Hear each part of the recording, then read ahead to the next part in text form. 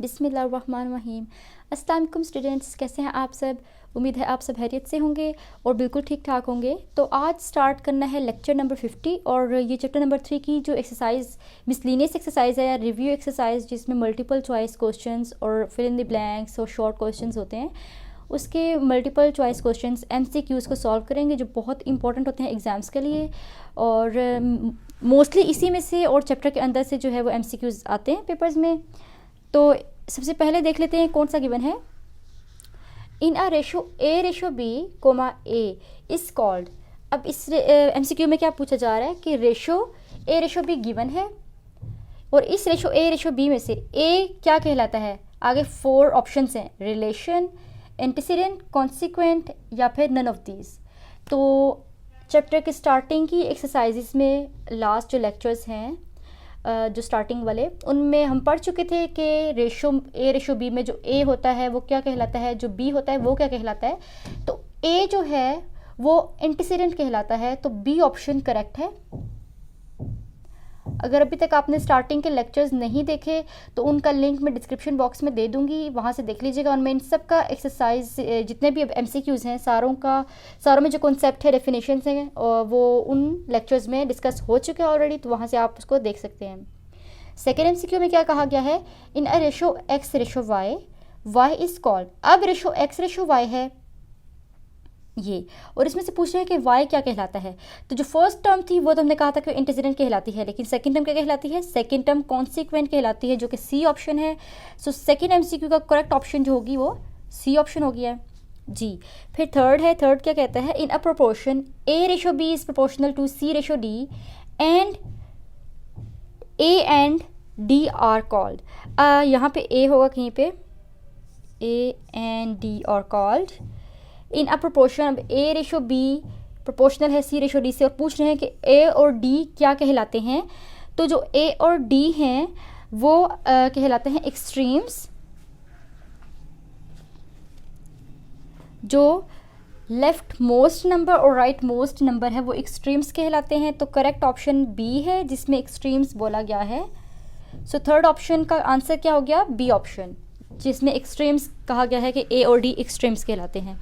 फिर फोर्थ है, in a proportion A/B is proportional to C/D, B and C क्या कहलाते हैं, ये दोनों नंबर्स, ये दोनों क्वांटिटीज़ क्या कहलाती हैं। तो जो हमने कहा था, जो लास्ट मतलब A और D जो थे वो हमने कहा था कि वो एक्सट्रीम्स कहलाते हैं। तो जो दरमियान वाले 2 नंबर्स हैं B एंड C वो कहलाते हैं मीन्स। तो करेक्ट ऑप्शन इस MCQ का A ऑप्शन हो गया है, जिसमें कहा है कि मीन्स कहलाते हैं B एंड C। ये भी हम पहले पढ़ चुके हैं। अच्छा, फिर फिफ्थ MCQ क्या है, in a continued proportion. Continued proportion है A/B इक्वल्स टू B/C। तो फिर AC is equals to B square is said to be, वो क्या कहलाएगा, जब B क्या कहलाएगा, in a continued proportion. Continued proportion को भी पढ़ चुके हैं। कंटिन्यूड प्रोपोर्शन है तो A/B equals to B/C given है और साथ ही इक्वेशन गिवन है AC is equals to B square वाली, और पूछा है कि B क्या कहलाता है। तो B इसमें कहलाता है मीन्स। मीन्स कैसे कहलाता है B, ये देख लेते हैं। क्योंकि B यहाँ पे भी B है, यहाँ पे भी B है। तो कंटिन्यूड प्रोपोर्शन की जब डेफिनेशन पढ़ी थी, उस वाले लेक्चर का भी मैं जो लिंक है वो डिस्क्रिप्शन बॉक्स में दे दूँगी, जिसमें कंटिन्यूड प्रोपोर्शन को स्टडी किया था।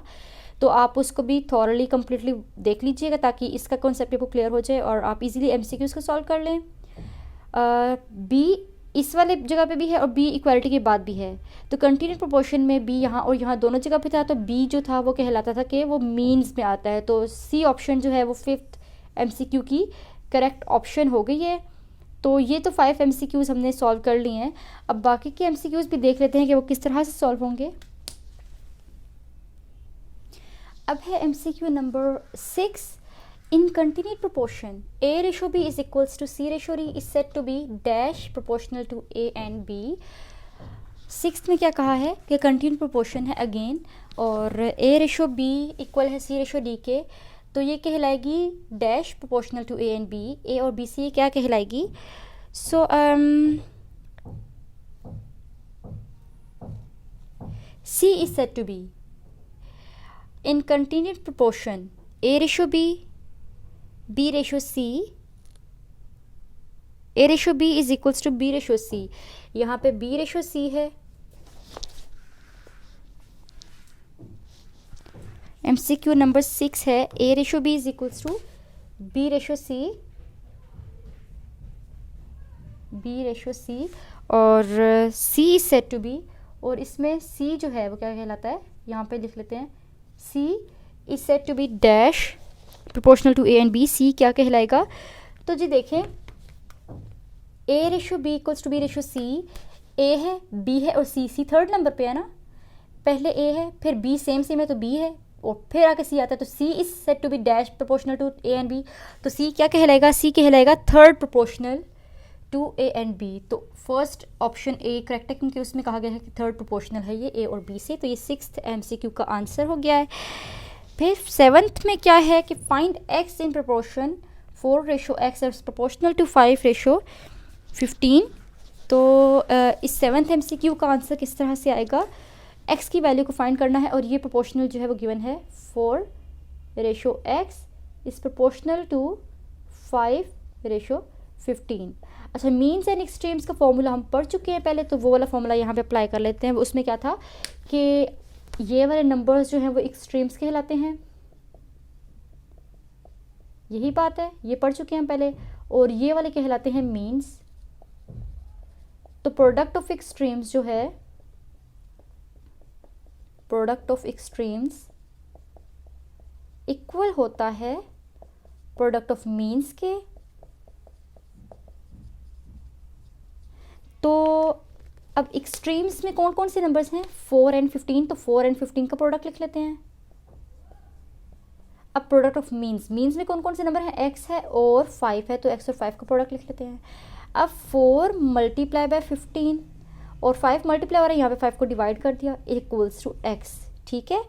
अब 5 1 ज़ा 5, 5 3 ज़ा 15, तो 4 को 3 से मल्टीप्लाई किया तो 12 इक्वल्स टू x। तो x किसके इक्वल आ गया, 12 के। तो देखते हैं कि यहाँ पे जो ऑप्शन है इनमें 12 कहाँ पे है, तो डी ऑप्शन में 12 गिवन है।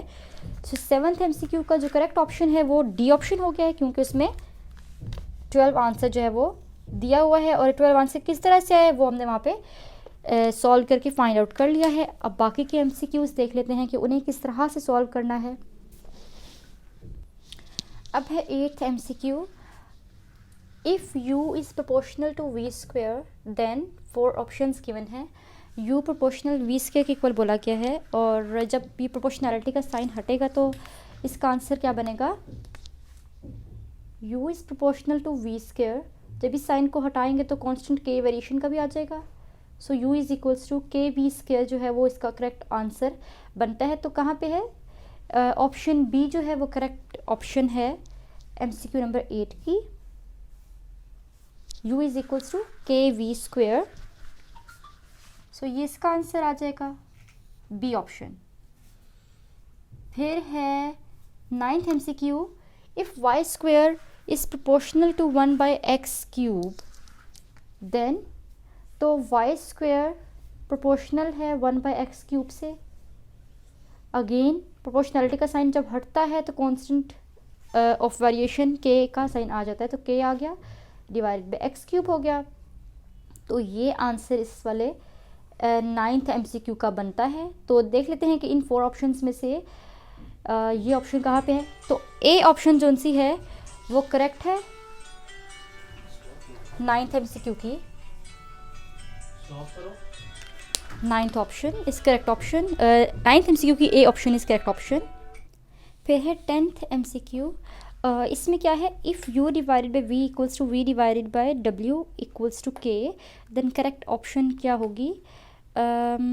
इसको भी सॉल्व करके देख लेते हैं कि u divided by v is equals to v divided by w equals to k, मतलब u divided by v is equals to k and ये v divided by w is equals to k। So u is equals to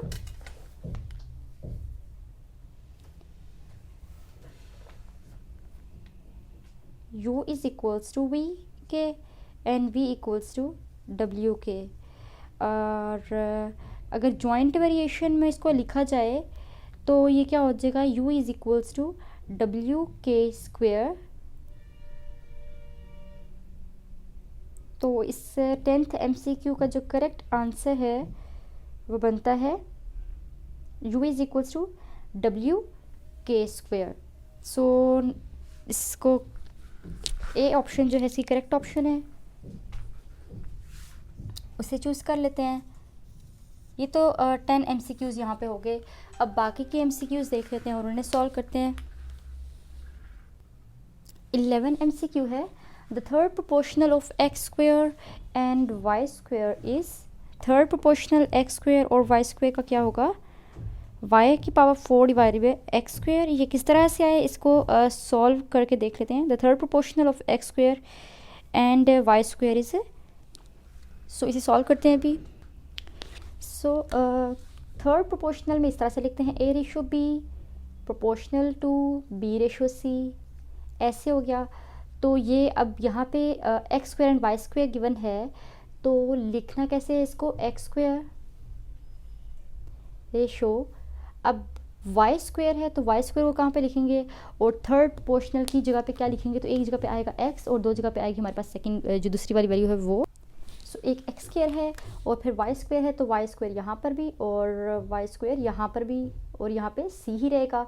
इसको इस तरह से भी लिखा जा सकता है, x ratio y square is equals to y square ratio 6। अब प्रोडक्ट ऑफ एक्सट्रीम्स और प्रोडक्ट ऑफ मीन्स की तरह इसको सॉल्व कर लेते हैं। ये है प्रोडक्ट ऑफ मीन्स होगा और ये एक्सट्रीम्स की वैल्यू से यहाँ पे एक्सट्रीम्स लिख लेते हैं। अब product of extremes equals to product of means होता है, तो एक्स स्क्वेयर और सी स्क्वेयर को मल्टीप्लाई कर लेंगे और वाई स्क्वेयर को मल्टीप्लाई कर लेंगे, तो ये हो जाएगा एक्स स्क्वेयर और सी इक्वल्स टू ये हो जाएगा वाई की पावर 4। तो सी यहीं पे वाई की पावर 4 के साथ आके एक्स स्क्वेयर डिवाइड हो जाएगा। तो ये हमारे पास थर्ड प्रोपोर्शनल जो है जो कि सी है उसका आंसर निकल आया है वाई की power 4 divide by x square. So C option जो है वो इस MCQ की करेक्ट ऑप्शन है और ये इसका आंसर फाइंड आउट कर लिया है। अब फोर्थ प्रोपोर्शनल क्या है, फोर्थ प्रोपोर्शनल को सॉल्व करते हैं जी। So X ratio Y, fourth proportional के लिए X ratio Y proportional to V ratio W. अब प्रोडक्ट ऑफ एक्सट्रीम्स और प्रोडक्ट ऑफ मीन्स में लिख लेंगे इसको, पहले इक्वालिटी का साइन डालते हैं उसके बाद। तो एक्स और डब्ल्यू एक्सट्रीम्स में और वाई और वी मीन्स में, तो product of extremes equals to product of means. Extremes हैं एक्स और डब्ल्यू, तो इनको इस तरह से लिख लिया। फिर मीन्स में वाई और वी और एक्स, अच्छा यहाँ पे डब्ल्यू के लिए हमने सॉल्व करना है, तो डब्ल्यू is equals to y v divided by x. तो ये आया है डब्ल्यू equals to y v divided by x. और ये कहा गया था कि फोर्थ प्रोपोर्शनल डब्ल्यू जो है इसका वो क्या होगा, तो वी वाई या y v divided by x. B option इसकी करेक्ट ऑप्शन बन रही है। सो इस ऑप्शन को चूज़ कर लेंगे, ये करेक्ट आंसर इसका आ गया है। तो जी यहाँ पे 12 MCQs को सॉल्व कर लिया है और अब बाकी के MCQs को सॉल्व कर लेते हैं। थ्योरम ऑफ अल्टरनेटो क्या कहता है, 13 MCQ जो सा है कि if a ratio b equals to x ratio y then alternendo property is. तो अल्टरनेटो प्रॉपर्टी क्या बोलती है कि अगर ये अल्टरनेटो प्रॉपर्टी का हम कर रहे हैं इसका 13th MCQ का, कि if a ratio b is equals to c ratio d, तो जब इस पे अप्लाई हो जाएगा अल्टरनेटो थ्योरम, तो क्या हो जाएगा, अल्टरनेटो थ्योरम अप्लाई होने के बाद a को c के साथ रेशो में लिखेंगे इक्वालिटी का साइन और b को d के साथ रेशो में लिखेंगे, तो ये कहलाता है alternendo theorem. a ratio c equals to b ratio d। So अब यहाँ पे गिवन है a ratio b equals to x ratio y, तो इसको कैसे लिखेंगे, a ratio x equals to b ratio y, और अगर इसको फ्रैक्शन में लिखा जाए तो a divided by x is equals to b divided by y।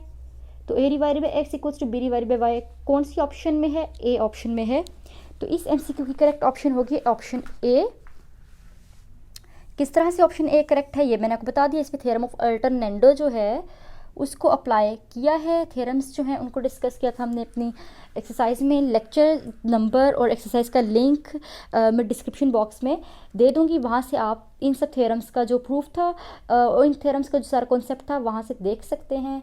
अब हमारे पास है 14th MCQ। 14th MCQ में क्या है? 14th MCQ में कह रहे हैं कि if A ratio B is equals to X ratio Y then invertendo property क्या कहलाएगी? तो इन्वर्टेंडो प्रॉपर्टी में क्या था? इन्वर्टेंडो प्रॉपर्टी बोलती है कि if A ratio B equal है C रेशो D के, देन हम इस तरह से लिख सकते हैं कि B रेशो A इक्वल हो जाएगा D रेशो C की। इन टर्म्स को आगे पीछे करके लिख लिया। A रेशो B था तो B रेशो लिख दिया, B रेशो A लिख दिया, C रेशो D था तो D रेशो C लिख दिया। तो ये अब कहलाता है थ्योरम ऑफ इन्वर्टेंडो, जिसका जिक्र 14th MCQ में किया है। तो इसकी करेक्ट ऑप्शन क्या होगी करके देख लेते हैं कि A रेशो B इक्वल दिया है X रेशो Y के। तो जब theorem of theorem of alternendo इस पर अप्लाई कर दिया, सॉरी इन्वर्टेंडो वाला थ्योरम अप्लाई किया, तो क्या हो जाएगा? B A की जगह पे और A B की जगह पे हो जाएगा, इक्वल्स टू Y X और X Y की जगह पे। तो ये बन जाएगा B बाय Y और Y बाय X। सो कौन सी ऑप्शन करेक्ट होगी? 14th MCQ में B by Y equals to Y divide by X। तो D ऑप्शन करेक्ट ऑप्शन है MCQ नंबर 14 की। तो जी ये इसका करेक्ट आंसर आ गया। किस तरह से आया ये भी बता दिया। अब लास्ट MCQ है, if A divided by B equals to C divided by D then componendo property क्या कहती है? A डिवाइडेड बाई B और C डिवाइडेड बाई D अगर गिवन हो, मतलब A ratio B equals to C ratio D हो, तो componendo property क्या बोलेगी? अगर इस तरह से कुछ गिवन हो A divided by B equals to C divided by D, तो कंपोनेंडो प्रॉपर्टी में क्या होगा कि A plus B divided by B और C plus D divided by D लिख देंगे। एक तो इसका तरीकाकार ये हो गया। सेकंड क्या हो गया कि अगर A ratio B equals to C ratio D given है, तो लिखेंगे A रेशो या A divided by A plus B is equals to C divided by C plus D, इस तरह से। तो ये दो आंसर्स हैं। तो इन दोनों में से क्या आंसर करेक्ट है? यहाँ पे इन दोनों में से A divide by A plus B equals to C divide by C plus D यहाँ पे गिवन है, जबकि ये वाला आंसर इन तीनों में से किसी ऑप्शन में नहीं है। तो 15th MCQ का करेक्ट आंसर ये आ गया है। किस तरह से आया ये मैंने आपको बता दिया कि थ्योरम ऑफ कंपोनेंटो की जो प्रॉपर्टी थी वो अप्लाई हुई है। वो कैसे अप्लाई हुई है? कहा जाता था कि इफ़ अगर A रेशो B इक्वल है C रेशो D के, देन अगर इस पर हम लोग अप्लाई करते थे कंपोनेंटो की प्रॉपर्टी को, तो ये दो हमारे पास कॉन्सेप्ट्स आते थे या फ्रैक्शंस आती थी रेशोस में, और ये दोनों ही कंपोनेंटो प्रॉपर्टी को सेटिस्फाई करती हैं और दोनों ही कंपोनेंटो प्रॉपर्टी की प्रॉपर्टीज़ हैं। तो इन दोनों में से जो आंसर था वो A ऑप्शन में था। तो 15th MCQ में ये आंसर आ गया है। उम्मीद है स्टूडेंट्स आपको MCQs का सोल्यूशन और सारा कॉन्सेप्ट समझ में आ गया होगा। अगर अभी भी कोई कन्फ्यूजन हो, कोई टॉपिक या कोई नोटेशन, कोई टर्म या कोई कॉन्सेप्ट ऐसा हो जो आपको समझ में ना आया हो, तो कमेंट सेक्शन में आप लाजमी पूछें। आपको आंसर उस क्वेश्चन का बताया जाएगा लाजमी तौर पे। और अगर आप चैनल पे न्यू हैं तो चैनल को लाजमी तौर पे सब्सक्राइब कर लें, ताकि आने वाले हर न्यू लेक्चर का नोटिफिकेशन आप तक टाइम पर पहुंच जाए। और इस चैनल को अपने फ्रेंड्स, क्लास फेलोज़ सबके साथ शेयर करें, ताकि उन तक भी ये कंटेंट पहुंच सके और उनकी भी हेल्प हो जाए। वीडियो अगर पसंद आई हो तो इसे लाइक करें, अपने फ्रेंड्स, क्लास फेलोज़ सबके साथ शेयर करें। अब मैं आऊँगी नेक्स्ट लेक्चर के साथ, तब तक के लिए अल्लाह हाफ़िज़।